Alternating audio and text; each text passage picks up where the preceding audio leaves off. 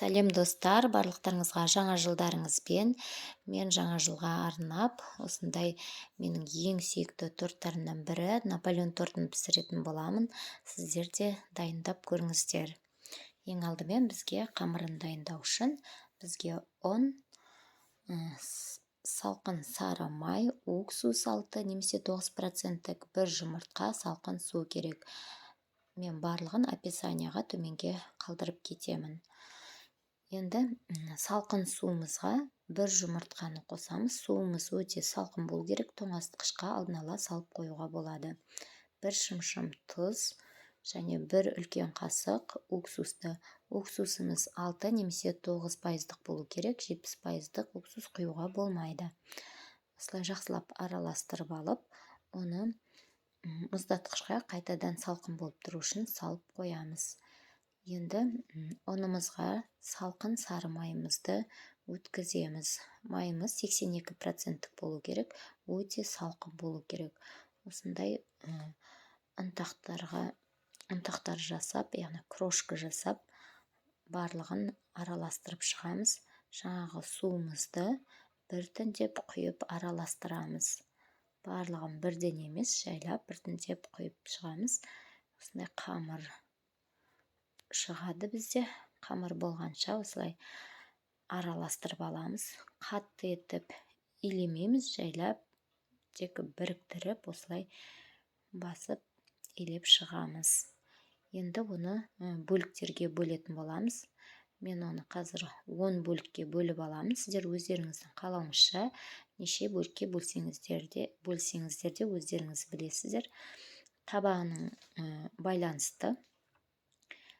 Енді оны 1 сағатқа мұздатқышқа, яғни морозильникке салып қоямыз.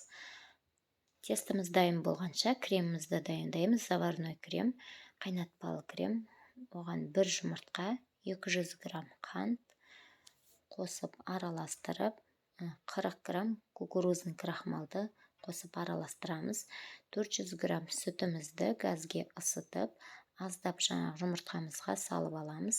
Жұмыртқамыз біріп кетпеу үшін бірден тездетіп араластырамыз да сүтімізге қайтадан құямыз. Үнемі араластырып отырамыз, себебі онда комочектер шығып кетпеу үшін осылай қою болғанша үнемі араластырып отырамыз. Қою болған соң алып үстіне сары май саламыз. Басқа ыдысқа ауыстырып алып, осындай міне заварной креміміз шықты. Енді бұны бетін пищевой пленкамен, осылай ауа өтпейтіндей етіп, пищевой пленкамен жауып қоямыз. Қамырымыз дайын болғанша осылай тоңазытқышқа салып қоямыз. Енді қамырымызды илейміз.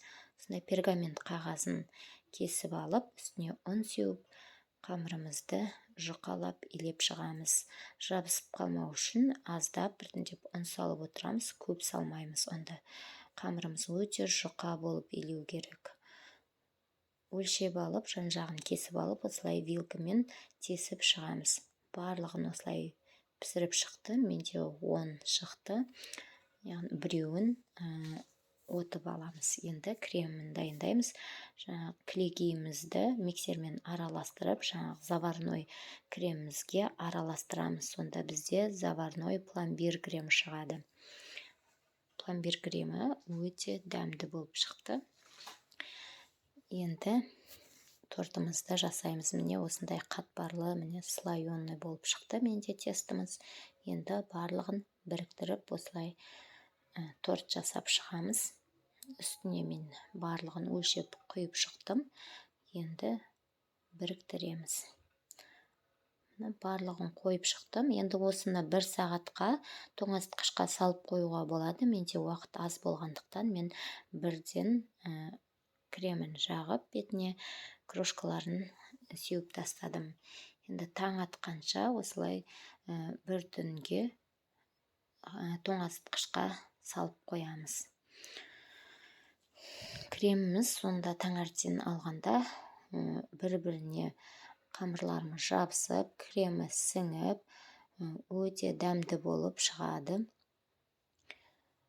Енді осы тортымызды кесіп аламыз. Қазір міне мен сізге көрсетемін. Міне осындай өте жұмсақ, нәзік болып шықты. Видеом ұнаса, лайк басып, тіркеліп кетіңіздер.